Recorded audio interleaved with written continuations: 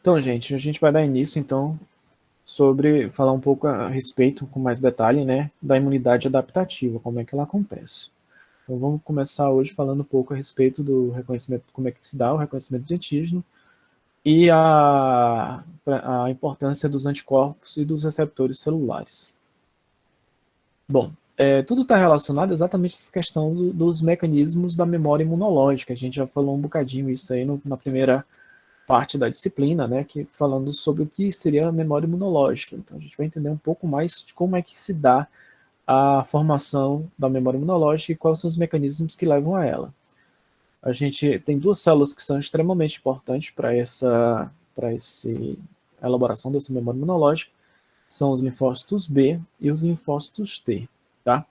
Os linfócitos B, eles são as células que são responsáveis pela produção das imunoglobulinas, que são os anticorpos, né? Essas imunoglobulinas são chamadas de BCR, quando o linfócito B está inativado, imaturo, e anticorpos quando ele está ativado ou maduro, tá? Então, é a mesma proteína, a diferença basicamente é que a BCR ela é um receptor de superfície, ou seja, ela está ligada à membrana plasmática da célula na sua forma inativa, e quando o linfócito B ele é ativado, ele é convertido em plasmócito, ele passa a secretar esse receptor celular, e essa proteína secretada ela é chamada de anticorpo, tá? O linfócito T tem um receptor celular muito parecido com a imunoglobulina também, tá? Ela é chamada de TCR, e ela tem essa capacidade de se ligar a fragmentos peptídicos de antígenos que são apresentados por essa proteína aqui que a gente vai conhecer agora, o MHC, tá? O MHC é o complexo de histocompatibilidade. Esse complexo de compatibilidade é exatamente a proteína que tem a capacidade de realizar a apresentação mediante esse receptor celular, o TCR, a ligação entre eles dois, promove a apresentação do antígeno. Vou explicar com mais detalhe um pouquinho mais à frente. O anticorpo, a natureza dele é se ligar especificamente ao imunógeno, tá? E promover o recrutamento de células e proteínas para destruir o patógeno. Isso aqui vocês já conhecem bem. O anticorpo ele consegue se ligar de forma específica a esse patógeno, a isso que está estimulando a resposta imunológica. E aí você tem várias células que reconhecem essa ligação, a exemplo dos macrófagos, por exemplo, que reconhecem células que estão opsonizadas com o anticorpo, né? E proteínas, vocês viram isso aí também no sistema complemento, C1Q, ela tem afinidade exatamente por patógenos que estão opsonizados por anticorpos, né? Então aqui está a estrutura do anticorpo, vocês já viram ela anteriormente, vou voltar a falar um pouquinho mais a respeito dela. O anticorpo ele tem dois bracinhos, tá? Esses dois bracinhos eles são chamados de região variável ou região FAB, tá? E essa região FAB é aquela que tem infinitas variações, ou seja, esses dois pontos aqui eles são iguais, eles têm a mesma afinidade, e essas duas regiões elas têm infinitas formas que permitem elas reconhecerem todo tipo de padrão imunogênico que porventura você possa um dia encontrar. Então assim, professor, eu nunca tive ebola na minha vida, eu vou ter anticorpo contra ebola no dia que eu tiver esse azar? Você vai ter sim anticorpo contra ebola. Nunca tive, sei lá, qualquer doença, nunca tive uma doença que tem lá no Japão, não sei nem dizer qual. Eu vou ter anticorpo contra esse negócio? Vou ter. E se um alienígena pousar hoje na Terra e trouxer um bocado de bactéria com ele? Se a natureza dessas bactérias forem proteicas e ou carboidratos, você vai ter anticorpos contra essas bactérias alienígenas. Porque você produz infinitas formas de variações aqui que conseguem se ligar especificamente a essas proteínas. E por isso que nosso sistema imunológico tem essa habilidade de reconhecer todo tipo de padrão imunogênico, entendeu?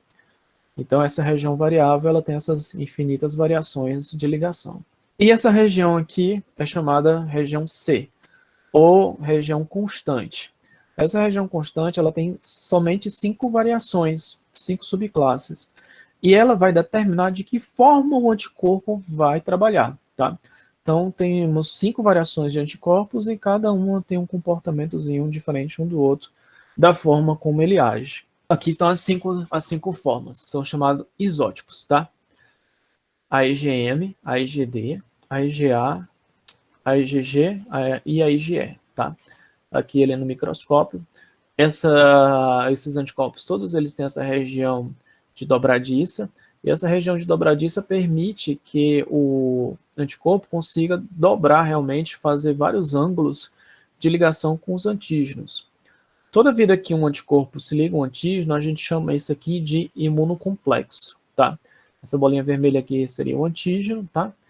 E aqui os anticorpos. Vocês observam que mais de um anticorpo pode se ligar ao mesmo tempo no antígeno. Quando isso aqui acontece, isso aqui é chamado de imunocomplexo. A ação própria do anticorpo, assim, independente se isso aqui vai promover uma fagocitose ou a ação do sistema complemento, já é muito importante para inibir a doença. Por quê? Porque quando você imagina que isso aqui seja uma bactéria, obviamente aqui o anticorpo é bem menor do que uma bactéria, mas imaginemos que aqui nós tenhamos uma bactéria. Então aqui o anticorpo se liga a essa bactéria, e esse outro anticorpo se liga a essa bactéria e se liga a outra bactéria também. Então, o que está acontecendo? As bactérias vão começar a ficar grudadas umas às outras, elas não conseguem mais se espalhar pelo organismo. À medida que os imunocomplexos vão se formando, as bactérias vão ficando restritas a um determinado local, e assim isso vai facilitar muito que um neutrófilo possa vir e fagocitar toda aquela massa de bactérias e anticorpos que está ali aprisionado. Então, os anticorpos, por si só, eles já vão atrapalhar bastante a vida dos patógenos. E além disso, eu ainda vou falar um pouquinho mais a respeito da natureza dos diferentes tipos de anticorpos que existem, tá? Posso até falar porque eu adoro spoiler. Existem anticorpos que têm a capacidade de fazer isso, né? São anticorpos que a gente chama de opsonizantes. E nós temos anticorpos ainda mais especializados que são chamados anticorpos neutralizantes. O anticorpo neutralizante, eles têm a capacidade de realmente inibir a atividade do patógeno. Por exemplo, essa vacina ainda contra a Covid, né? Cientistas escolheram regiões específicas de uma determinada proteína do vírus para colocar lá na fórmula dela, da vacina lá. Porque aquela região é exatamente a região que vai estimular anticorpos que, caso os anticorpos sejam produzidos contra essa região, na hora que você se infectar com o vírus, o anticorpo vai se ligar no vírus e vai impedir que o vírus consiga entrar na célula.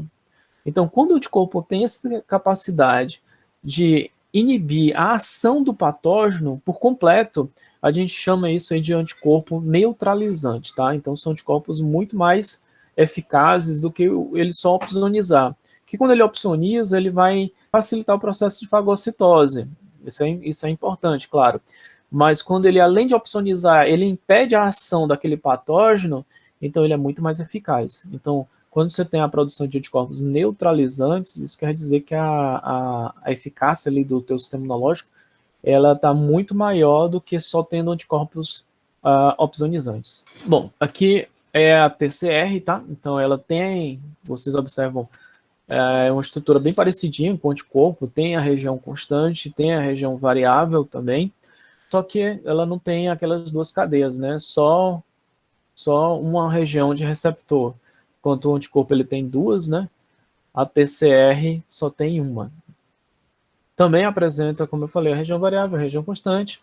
E a diferença é a forma como ela age. Ela tem a capacidade de se ligar a antígenos e que estão sendo apresentados via complexo de histocompatibilidade. Nós temos, a princípio, dois complexos de compatibilidade, o 1 e o 2, tá? Como é que eles funcionam? Eles têm afinidades por diferentes tipos de células. O MHC do tipo 1, ele só consegue se ligar ao TCD8. O que é isso? É um receptor celular de células T do tipo CD8, tá? Que é esse receptor celular aqui que vocês estão observando. E essas células que são do tipo TCD8, elas só sabem fazer uma coisa: ação citotóxica. O que quer dizer isso? Matar células. Então, traduzindo o que tem aqui nessa linha. Quando uma célula apresenta um antígeno via MHC do tipo 1, a célula TCD8 vai ser ativada, e essa célula TCD8, como ela só sabe matar, ela vai matar essa célula que apresentou o antígeno via MHC do tipo 1, tá? O MHC do tipo 2, ele vai apresentar para células do tipo TCD4. TCD4 é outro tipo de célula T que tem o papel de ativador de células. Ele é um coordenador da resposta imunológica, tá? Então, assim, existem células que vão apresentar CD4 e células que vão apresentar CD8. Onde é que a gente acha isso? Bom, praticamente todas as células do nosso corpo apresentam TCD8, desculpa. Praticamente todas as células do nosso corpo apresentam MHC do tipo 1, ou seja, as células da minha mucosa, quando um vírus invade ela, o que vai acontecer? Essas células vão apresentar o antígeno, ela vai sequestrar parte do vírus que invadiu ali via MHC do tipo 1. Essa apresentação vai levar à ativação de células TCD8 e essas células do tipo TCD8 vão matar aquelas células que estão infectadas por o vírus, tá? Então, hoje, quando você produz uma vacina, é muito importante que você tenha células de memória do tipo TCD8. Tá? São as células mais eficazes contra vírus, são exatamente células do tipo TCD8. Eu posso até fazer uma questão, se fosse a questão mais clássica, como eu estou com muita pena de vocês por causa da pandemia e de tudo que vocês estão passando aí na casa de vocês e tudo mais, eu estou pegando bem leve, mas, por exemplo, se eu fosse fazer uma questão bem elaborada a respeito do tipo da TCD8, contextualizando aqui com a vacina que a gente está, as vacinas que estão aí, né? A Coronavac, como é que ela é formada? Ela é formada pelo vírus morto, mais adjuvante, tá? Então, assim, como o vírus está morto, o vírus ele não entra na célula. A Coronavac ele está colocando ali o vírus morto que não vai entrar na célula, então não vai estimular a presença de MHC do tipo 1, entendeu? O MHC do tipo 1 ele não vai ser estimulado para que aconteça a apresentação via TCD8. Logo, você não vai ter memória do tipo TCD8. Aí, como é que funciona a Coronavac? Você é imunizado, você tem um estímulo da resposta imunológica via apresentação via MHC do tipo 2, e vai ter o estímulo de células do tipo TCD4, que vai estimular a ativação de células imunológicas, tá? Então, a Coronavac, ela usa esse caminho aqui, MHC do tipo 2, estimulando o TCD4. Só que, como eu falei, os vírus, eles têm esse paradoxo que, para você ter uma boa resposta imunológica, ele precisa entrar nas células. Se ele não entra nas células, você não vai ter uma célula de memória eficaz contra ele, que é a TCD8. Essa vacina da AstraZeneca, a vacina a Sputnik V, né, como é que é a fórmula delas? Elas usam um adenovírus modificado com aquele fragmentozinho do SARS-CoV-2, e aí, na hora que o adenovírus ele entra na célula, ele tem a capacidade de entrar na célula, né? E ele é aleijado porque ele não consegue se multiplicar, ele não consegue mudar a célula para que ela multiplique o adenovírus, mas ela entra na célula. Se ela entra na célula, vai estimular MHC do tipo 1 e vai ter produção de TCD8 e vai ter ação citotóxica e, portanto, você vai ter uma memória posterior de células TCD8. Então, assim, a vacina da AstraZeneca e da Sputnik V, elas produzem TCD8, que é uma boa resposta imunológica, entendeu? Então, assim, do ponto de vista, assim, do ponto de vista imunológico, quem é a melhor vacina? É a da AstraZeneca e Sputnik V ou a Coronavac? Do ponto de vista imunológico, são essas duas vacinas que produzem, que estimulam o TCD8, tá? Então, do ponto de vista de segurança, como vocês observaram, a Coronavac ela não vai entrar nas células. Portanto, ela é mais segura, né? Você não tem ali nenhuma interferência de vírus entrando em célula. Então, ela é mais segura. Mas, do ponto de vista de eficácia da resposta imunológica, você tem as que estimulam TCD8. Então, essas aqui são mais seguras. E aquela da Moderna e da Pfizer? A da Moderna e da Pfizer, elas usam RNA mensageiro, né? São vacinas de RNA. Elas também entram na célula, aí na hora que elas entram na célula, elas vão estimular que esses RNAs mensageiros produzam proteínas do vírus, e aí essas proteínas, na verdade, não são nem proteínas, mas peptídeos do vírus, e esses peptídeos do vírus também vão estimular a MHC do tipo 1 e produzir também TCD8. Então, Moderna, Pfizer, AstraZeneca e Sputnik V, todas elas estimulam TCD8. E a Coronavac só estimula TCD4, tá? Entenderam? Se fosse fazer uma questão para isso aqui, ia ficar legal, né? Assim, do ponto de vista imunológico, como é que as vacinas estimulam a produção de TCD8 e TCD4? Então, tá aqui, ó. Isso aqui é uma apresentação. Lembra aquele dos bonequinhos, um apresentando o patógeno para o outro? Essa aqui é a mesma figura dos bonequinhos lá apresentando, só que agora com a esquematizado nas proteínas, né? Então aqui você tem o complexo de MHC, tá? Que é exatamente o bracinho da célula apresentadora. Aqui no meio você tem o peptídeo, que é exatamente a apresentação desse antígeno.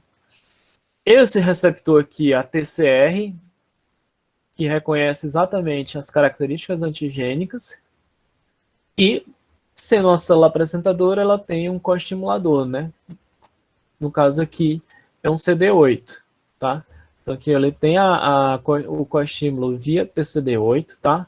Logo, se essa célula aqui está apresentando esse antígeno e aqui você tem um CD8, que tipo de MHC é esse aqui? Do tipo 1 ou do tipo 2?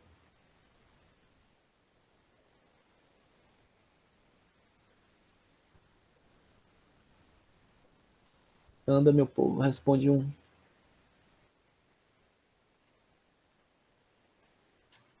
Tipo um. Muito bem. Deixa o microfone aí aberto, que só você está falando. Então, é do tipo 1. Se é MHC do tipo 1 e aqui é TCD8, o que vai acontecer com essa célula apresentadora?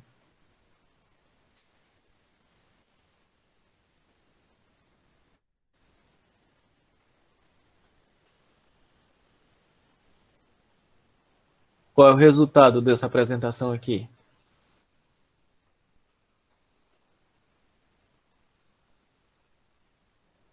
Vai produzir uma ação citotóxica.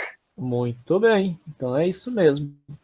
Então essa célula aqui, apresentadora, pode ser, por exemplo, uma célula do epitélio que foi invadida por um vírus ou por uma bactéria e ela utilizou o MHC do tipo 1 para apresentar esse antígeno, estimulou essa célula T, que é do tipo CD8, e essa célula T do tipo CD8 age de forma citotóxica sobre a célula apresentadora, matando essa célula, né?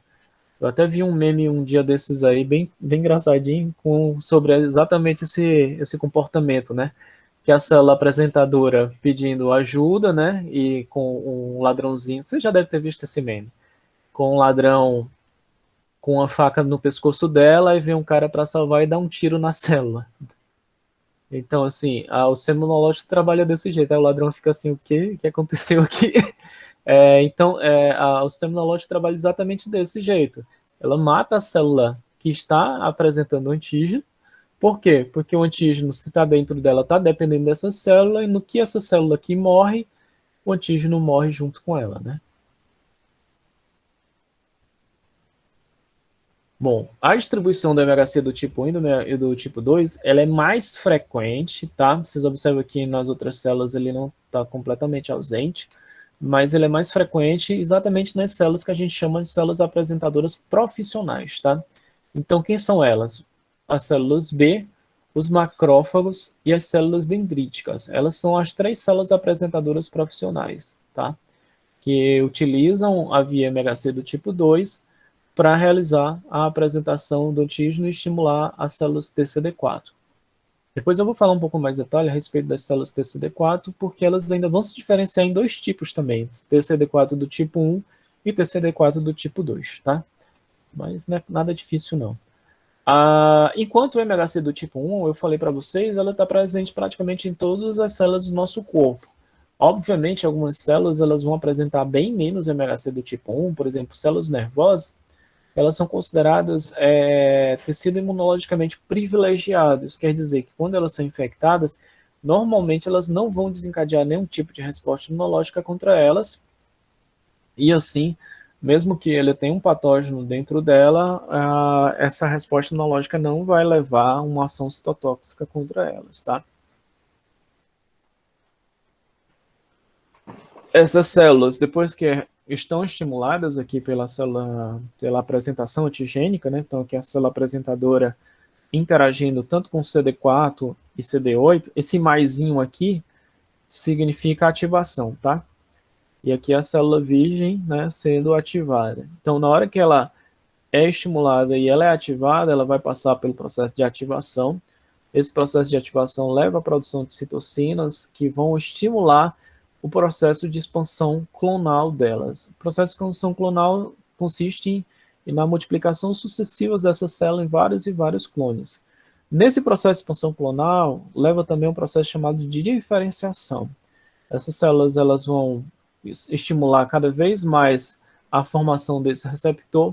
Muitas vezes o que acontece é que esse receptor pode perder afinidade, bem como pode aumentar a sua afinidade. À medida que a afinidade do receptor aumenta, essa célula sofre estímulos para continuar se multiplicando. Se esse receptor perder afinidade, ele vai sofrer apoptose. O estímulo ele vem principalmente da presença do antígeno. Enquanto houver a presença do antígeno, essas células vão continuar sofrendo expansão clonal e processo de diferenciação. No fim do processo de diferenciação, você tem as células efetoras, tá? Você tem as células efetoras que vão agir contra o patógeno, com elevação da ativação de macrofágica, estímulo das células B e outras células que estão relacionadas. Isso aqui vai depender até de que natureza de célula TCD4 é essa aqui que foi ativada, e também a formação das células T de memória, tá?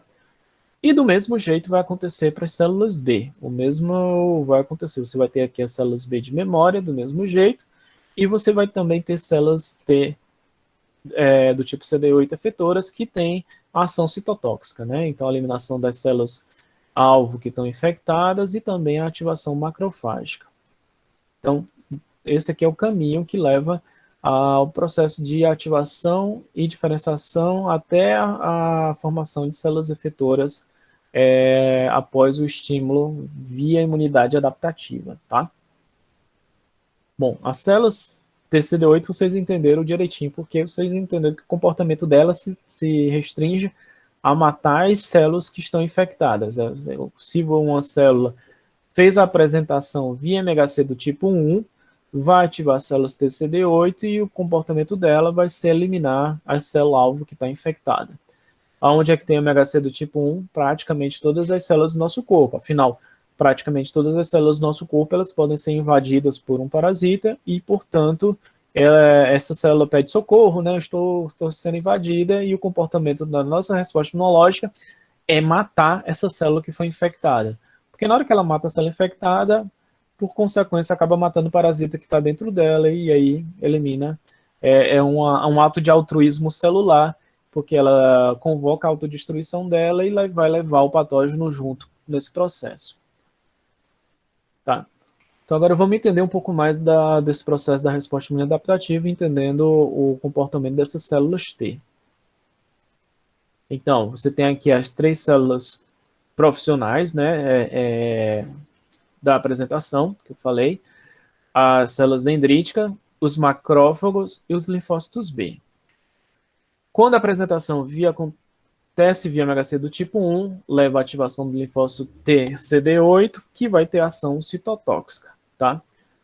Já quando acontece via MHC do tipo 2, vai levar à ativação das células do tipo TCD4, e essas células do tipo TCD4, elas vão ter 2 caminhos diferentes. O tipo TH1 ou TH2. Esse H vem de helper, que quer dizer auxiliar, tá? Então, são células T auxiliares, devido ao comportamento de coordenar o melhor tipo de resposta imunológica para aquele determinado tipo de patógeno que está invadindo. Então, aqui tem uma tabelinha exatamente mostrando esse processo, esse caminho de qual resposta imunológica vai ser utilizada. Você tem a imunidade celular, tá? O que é a imunidade celular? É a imunidade que age contra parasitas que estão dentro das células. E a imunidade humoral. A imunidade humoral é a imunidade que age contra parasitas que estão no ambiente extracelular, tá? Então, se você tem um vírus, bactérias e protistas intracelulares, você vai precisar de uma resposta imune celular. Se você tem bactérias, por exemplo, você se cortou e naquele ferimento entrou bactérias e está ali invadindo os teus tecidos no ambiente extracelular, então você vai precisar de uma resposta imune humoral. Então, quem vai dizer se você precisa da resposta imune celular ou da resposta imune humoral vão ser exatamente perdão, gente. Quem vai dizer vai ser exatamente essas células TH, essas células T-helper, T auxiliares, que é exatamente a TCD4, tá? Então você tem a TCD4 do tipo H1 e a TCD4 do tipo H2. Então aqui essa tabelinha mostra exatamente como isso vai acontecer. Patógeno típico, se for um vírus, você vai ter na localização dele no citosol, né, no interior das células, e a célula T efetora contra os vírus vai ser a célula do tipo TCD8, aquela lá que eu já falei para vocês, né? Ela vai ser reconhecida por meio do MHC do tipo 1, vai ser apresentada pela própria célula infectada, né? E o resultado disso vai ser a morte da célula infectada. Bom, se forem bactérias e protistas intracelulares, a localização normalmente desses micro-organismos vão ser vesículas macrofágicas, e a célula T efetora vai ser a do tipo TH1, tá? Após a ativação, o reconhecimento dessas células intracelulares, vai ativar via MHC do tipo 2, que vai elevar a ativação desses macrófagos infectados para a eliminação desses parasitas intracelulares. Já na imunidade humoral, você tem antígenos extracelulares, né? A localização no fluido extracelular, e a célula T efetora vai ser tanto do tipo TH1 e do tipo TH2, só que eles têm um comportamentozinho um pouquinho diferente um do outro, tá? Aqui no caso, apesar da TH1 também ser estimulada, você tem um papel principal aqui da resposta mediada via TH2. Por que TH2 é mais importante aqui? Porque o TH2 ele vai ativar principalmente a ação linfocitária do tipo B. O linfócito B aqui vai ser ativado também via MHC do tipo 2, né, que vocês viram aqui naquela figurinha lá. O linfócito B vai ser ativado, e o que o linfócito B faz? Produz anticorpos. Então, aqueles anticorpos que vão atacar os parasitas extracelulares vão ser ativados principalmente via TH2. TH1 também ativa o linfócito B, mas de uma outra forma. Vou explicar isso para vocês mais à frente, tá? Porque senão vai ficar bananar tudo aí na cabeça de vocês. TH1 e TH2 estimulam o linfócito B, mas o TH2 ele tem uma resposta sobre o linfócito B muito mais específica do que as células do tipo TH1. O anticorpo que vai ser produzido via TH1 é diferente do anticorpo que é produzido via TH2. Bom, as células dendríticas, você já conhece meio o comportamento delas, assim como os macrófagos têm um papel de fazer o processo de apresentação celular. Então, elas capturam aqui o patógeno, né, por meio de macropinocitose, migram para o linfonodo mais próximo para realizar a apresentação.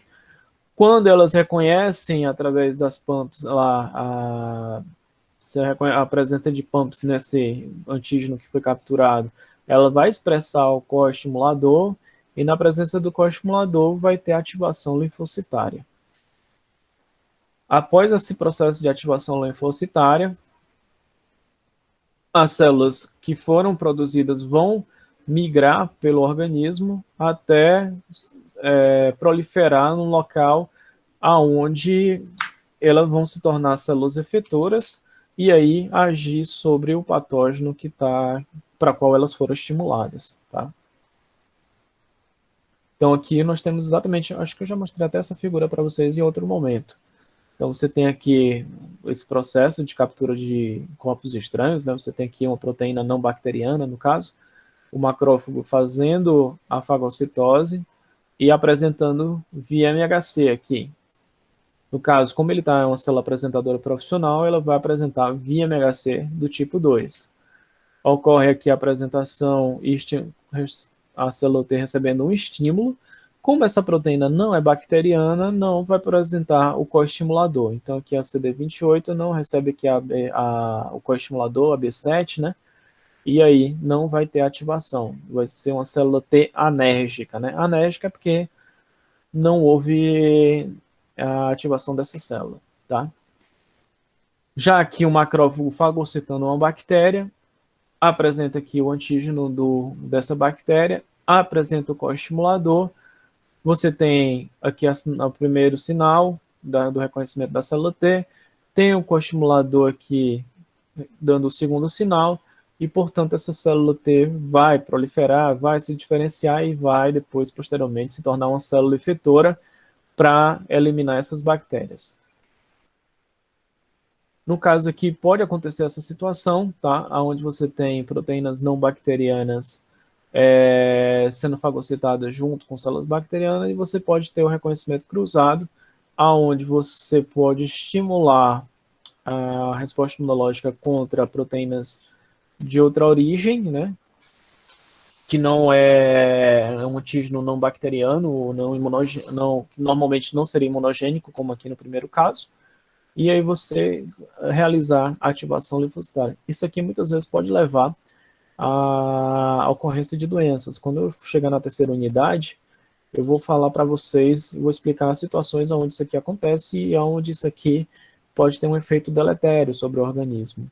É uma ocorrência de reconhecimento cruzado, tá? Onde você estimula uma resposta imunológica contra algo que não deveria estimular. No caso da Coronavac, né, eu até acho que já falei em outro momento, acontece um efeito parecido com esse. O que é que acontece? O vírus está morto, o vírus morto não entra em célula, se o vírus não entra na célula, ele não vai levar ao estímulo da resposta imunológica, e, portanto, você, teoricamente, não teria ali nenhum efeito, você ser imunizado com um vírus que está morto. Aí o que que acontece? Porque como é que a vacina então trabalha para que isso aí possa ser revertido? Eles, junto com o vírus morto, eles têm o hidróxido de alumínio. Então o hidróxido de alumínio faz esse papel de estimular a resposta imunológica, tá? Exatamente para que ocorra a apresentação daqueles vírus que está morto, ele faz a fagocitose do vírus morto, e aí junto com esse estímulo de hidróxido de alumínio acontece a apresentação antigênica dessas proteínas do vírus morto. Os linfócitos B são também células apresentadoras de antígeno, mas eles se comportam de um jeito um pouquinho diferente do que como o macrófago realiza a apresentação e a célula dendrítica realiza a apresentação, né? Como o linfócito B ele já tem na sua superfície a BCR, ele consegue reconhecer os padrões antigênicos daquele patógeno que está ali invadindo o organismo. Na hora que ele interage com esses padrões, que eles têm a sua afinidade aqui da BCR, ele faz a endocitose desse material, ele é ativado, é endocitado, e através dessa endocitose faz a apresentação também via MHC do tipo 2. Então, observe aqui que ele tem um reconhecimento também dos antígenos de forma bem mais específica do que da célula dendrítica, que faz macropinocitose, ou seja, ela fagocita sem nem saber o que é, e do macrófago, que também tem a capacidade de fagocitar, reconhecendo algumas, principalmente superfícies que já estão opsonizadas, né, seja lá pela C3, pela C3b, ou por um anticorpo, ou às vezes por determinados fragmentos que estão na superfície da bactéria, ele reconhece via TLR alguma daquelas PRRs que eu já mostrei para vocês. Tá? Então, o linfócito B ele já tem essa característica de reconhecer especificamente o padrão característico aqui, específico desse antígeno que ele está sendo apresentado. Então, aqui é bem um resumo do que eu estava falando aqui para vocês agora. Como cada uma das células apresentadoras tem uma característica distinta no processo de tanto aquisição do patógeno como ação no processo de apresentação e ativação, né, da resposta imune adquirida. Então, a célula dendrítica realiza macropinocitose, né, então, independente da reconhecimento de receptores celulares, também realizando a fagocitose e a própria infecção viral nessas células, tá?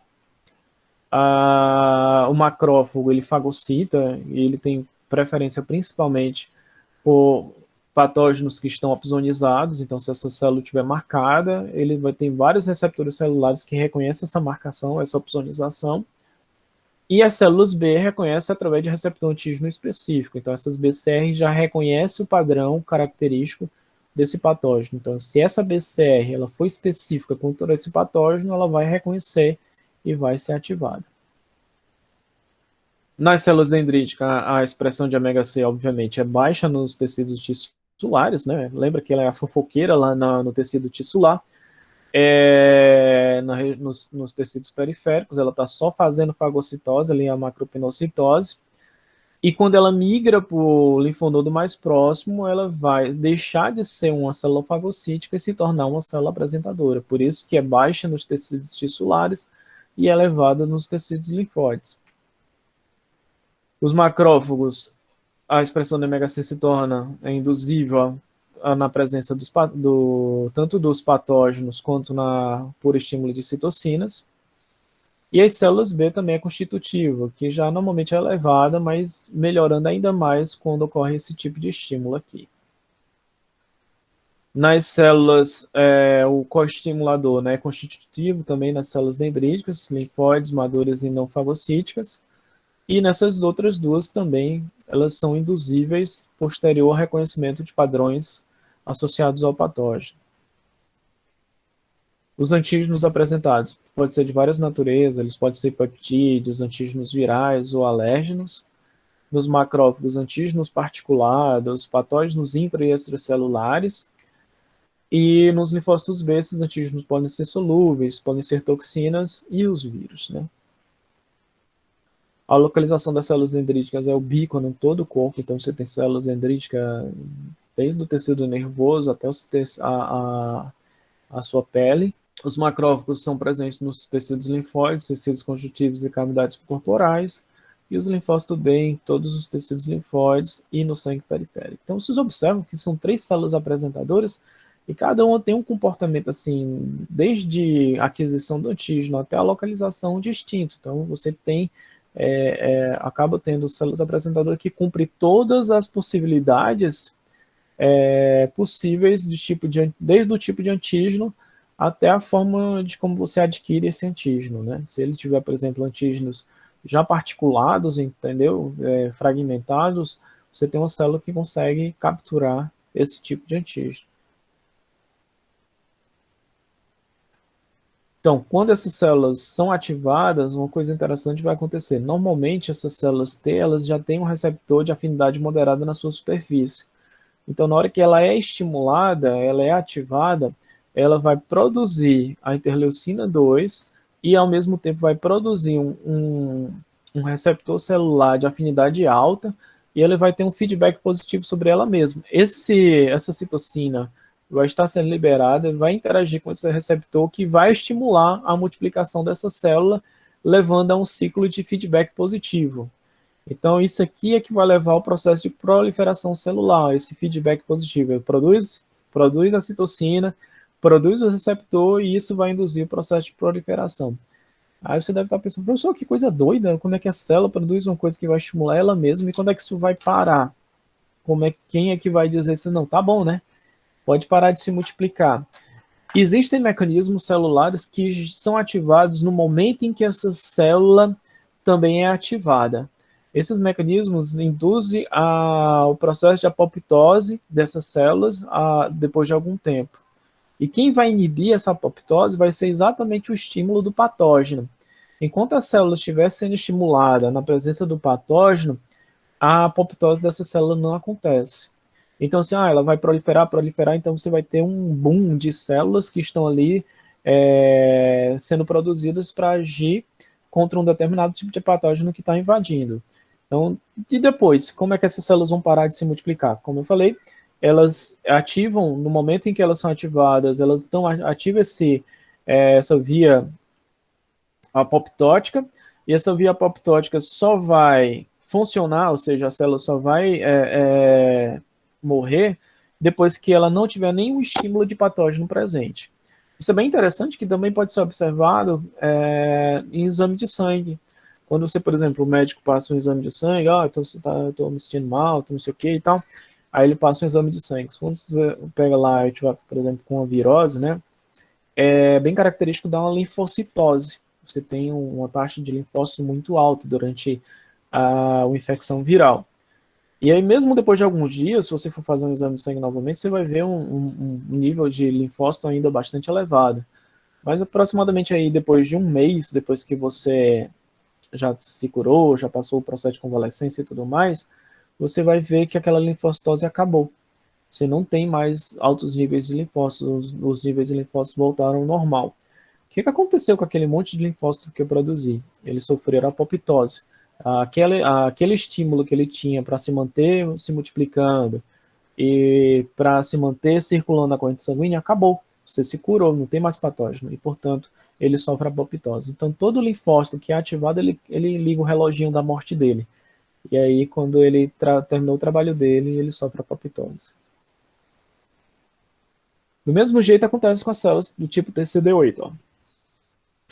Aqui o reconhecimento, né? Os dois estímulos, a apresentação via MHC, ocorre a proliferação, a diferenciação celular e, por fim, a fase efetora, onde ela vai matar todas aquelas células que estão estimulando aqui via MHC do tipo 1, e aí levando à morte dessas células infectadas. Do mesmo jeito, ocorre no processo de diferenciação a formação de células de memória, que vão durar bem mais tempo, e as células efetoras. Essas células efetoras, posteriormente, não havendo mais estímulo, elas também sofrem apoptose. A ativação de células do tipo TCD4, você tem que a CD4 virgem, né? Ocorre aquela proliferação celular, e você vai ter as células do tipo TH0, que são as células imaturas. E essas células imaturas, elas vão se diferenciar em TH1 e TH2, tá? TH1, como eu falei, é principalmente resposta imune celular. Já TH2, principalmente resposta do tipo humoral. Então, na TH1 você vai ter ativação de macrófagos e produção de anticorpos do tipo IgG, que são opsonizantes. Então, aqui um ajuda o outro, né? A produção de anticorpos opsonizantes, eles servem para marcar aquele patógeno. E aí, o macrofagador é uma célula que está marcada, um patógeno que está marcado exatamente para facilitar o processo de fagocitose. Então, o TH1 é principalmente resposta do tipo imune celular, tá? Vocês estão vendo aqui a produção de anticorpos, e é exatamente aquele anticorpo que é produzido via linfócito B, isso é produzido IgG, tá? Estimulado via TH1, só produz IgG, e vai ser do tipo opsonizante, tá? A TH2 vai levar à ativação de linfócitos B e produz anticorpos do tipo neutralizantes. Lembra que eu falei que é aquele anticorpo bom, que ele por si só já impede a ação dos patógenos. E outra coisa interessante da via TH2 é que induz também outras classes de anticorpos. Lembra que eu falei? Tem a IgD, IgA, IgG, IgM e IgE. Isso são as classes de anticorpos, os isótipos diferentes de anticorpos. E essa mudança de classe só acontece quando estimulada via TH2. Enquanto o TH1 só estimula a produção de anticorpos do tipo IgG, TH2 consegue realizar essa mudança de classe para outros tipos de anticorpos. Como eu falei, na próxima aula eu vou entrar com mais detalhe nesse assunto. Essas classes elas vão ter diferentes comportamentos, diferentes ações diferentes na ação efetora do anticorpo, tá? De como esse anticorpo elimina o patógeno. Aqui um exemplo de uma doença causada estritamente relacionada ao tipo de resposta imunológica, ou seja, a hanseníase é causada pela bactéria Mycobacterium lepra, tá? E a Mycobacterium lepra, ela causa formas diferentes de hanseníase. Aqui dois exemplos dela, que é a hanseníase falcibacilar e a hanseníase multibacilar. Como é que o Mycobacterium lepra trabalha? Ela entra na célula, é uma bactéria intracelular, tá? E aí ela vai causar lesões naquele tecido, destruindo aquelas células que ela está infectando. Quando você tem uma resposta imune celular contra a hanseníase, você vai ter essa hanseníase falcibacilar. No entanto, existem alguns indivíduos que têm alterações genéticas, tá? E vai, em vez de ativar uma resposta do tipo TH1 contra a hanseníase, estimula uma resposta via TH2 contra a hanseníase. Como a resposta imune humoral não é eficaz contra uma bactéria intracelular, o resultado é que você vai ter uma forma mais grave da hanseníase. Então, vocês estão vendo aqui uma característica genética interferindo no curso da doença. A via adequada para inibir a hanseníase é a via da resposta imunicelular. No entanto, se você ativar uma resposta imune humoral, você vai ter um agravamento dessa doença e aí você vai ter uma lesão mais extensa desses tecidos, já que a resposta imunológica não está sendo adequada contra esse tipo de patógeno.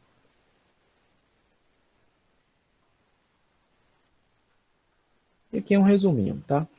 Então, aqui você tem o comportamento das células TCD8, né? São citotóxicos, matadoras aqui. Aqui ela está mostrando um estímulo da ativação da apoptótica, além de ação também liberando ações citotóxicas aqui, como perforinas, granzimas, granulosimas e tal, são todas substâncias que perfuram, que induzem a ruptura da membrana plasmática. E o faz-ligante se liga ao ligante de fase aqui, na hora que esses dois receptores interagem contra o outro, vai ligar a via das caspases. Via das caspases, toda vida que vocês ouvirem esse nome caspases, significa, o resultado significa apoptose, tá? Então, essa ativação aqui via o ligante de faz ao receptor de faz aqui, vai induzir essa célula a entrar em apoptose, além da ação dessas enzimas aqui sobre a membrana plasmática. Então, o resultado aqui é a morte celular, tá? TH1, como eu falei, uma resposta imune celular, ativação principalmente macrofágica. Então, aqui a ação da TH1, aqui é a coestimulação e aqui a apresentação antigênica, levando aqui a ativação do macrófago a destruir esses micro-organismos intracelulares. Já a TH2, resposta imune humoral, ativando principalmente linfócitos B. Então, aqui, do mesmo jeito, a apresentação, liberação de citocinas que vão ativar aqui essa célula, mediante a ação com os receptores, a coestimulação aqui também acontecendo, e essa célula B aqui vai ser ativada para a produção dos anticorpos, tá?